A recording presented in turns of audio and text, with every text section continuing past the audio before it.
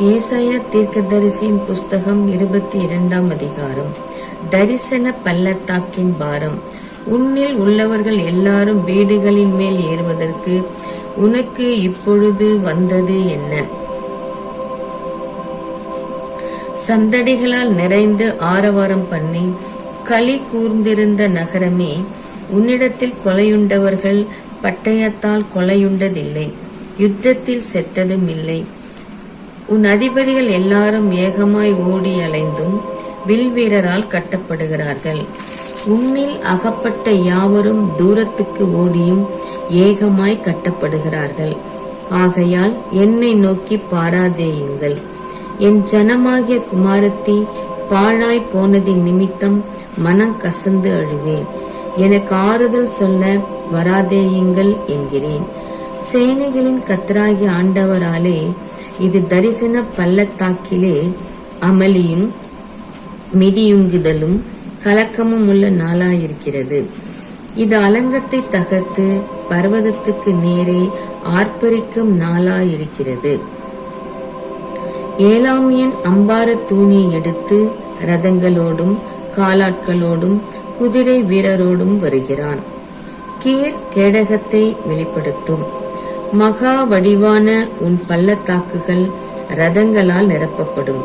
குதிரை வீரர் வாசல்கள் மட்டும் வந்து அணிவகுத்து நிற்பார்கள். அவன் யூதாவின் மறைவை நீக்கி போடுவான். அந்நாளிலே வன மாளிகையாகிய ஆயுத சாலையை நோக்குவாய்.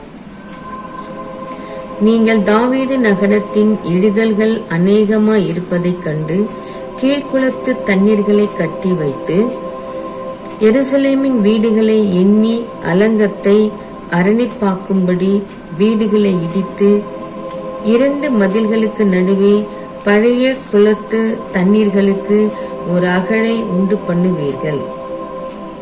ஆனாலும் அதை செய்தவரை நீங்கள் நோக்காமலும் அதை ஏற்படுத்தி தூரத்திலிருந்து வர பண்ணினவரை கவனியாமலும் போகிறீர்கள். சேனைகளின் கர்த்தராகிய ஆண்டவர் அக்காலத்திலே அழவும் புலம்பவும் மொட்டையிடவும் ரட்டுடுத்தவும் கட்டளையிட்டார். நீங்களோ சந்தோஷித்து கழித்து ஆடு மாடுகளை அடித்து இறைச்சியை சாப்பிட்டு திராட்சை ரசத்தை குடித்து புசிப்போம் குடிப்போம் நாளைக்கு சாவோம் என்று சொல்வீர்கள்.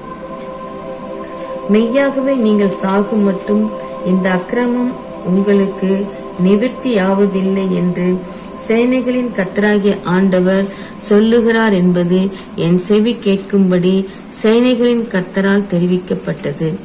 சேனைகளின் கர்த்தராகிய ஆண்டவர் உரைத்ததாவது, நீ அரமனை விசாரிப்பு காரணம் பொக்கிஷ காரணமாகிய செப்னா என்பவனிடத்தில் போய் சொல்ல வேண்டியது என்னவென்றால், உயர்ந்த ஸ்தலத்திலே தன் கல்லறையை வெட்டி கண்மலையிலே தனக்கு வாசஸ்தலத்தை தோண்டுகிறவனைப் போல நீ உனக்கு இங்கே கல்லறையை வெட்டும்படிக்கு உனக்கு இங்கே என்ன இருக்கிறது? உனக்கு இங்கே யார் இருக்கிறார்கள்? இதோ பலவான் ஒருவனை துரத்துகிற வண்ணமாக கர்த்தர் உன்னை துரத்திவிட்டு நிச்சயமாய் உன்னை மூடி போடுவார். அவர் உன்னை உருண்டையைப் போல அகலமும் விசாலமுமான தேசத்திலே சுழற்றி எறிந்து விடுவார். அங்கே நீ சாவாய். அங்கே உன் மகிமையின் ரதங்கள் உன் ஆண்டவனுடைய வீட்டுக்கு இகழ்ச்சியாக இருக்கும். உன்னை உன் நிலையை விட்டு துரத்தி விடுவேன். உன் ஸ்தானத்திலிருந்து நீ பிடுங்கி போடப்படுவாய். அந்நாளிலே இல்க்கியாவின் குமாரனாகிய எலியாக்கீம் என்னும் என் ஊழியக்காரனை நான் அழைத்து உன் வஸ்திரத்தை அவனுக்கு தரித்து உன் கச்சையால் அவனை இடைக்கட்டி உன் அதிகாரத்தை அவன் கையிலே கொடுப்பான். அவன் எருசலேமின் குடிகளுக்கும் யூதாவின் வம்சத்துக்கும் தகப்பனாயிருப்பான். தாவீதுடைய வீட்டின் திறவுகோலை அவன் தோளின் மேல் வைப்பேன். ஒருவரும் பூட்டக்கூடாதபடிக்கு அவன் திறப்பான், ஒருவரும் திறக்க கூடாதபடிக்கு அவன் பூட்டுவான். அவனை உறுதியான இடத்திலே ஆணியாக கடாவுவேன். அவன் தன் தகப்பன் வீட்டுக்கு மகிமையான சிங்காசனமாக இருப்பான்.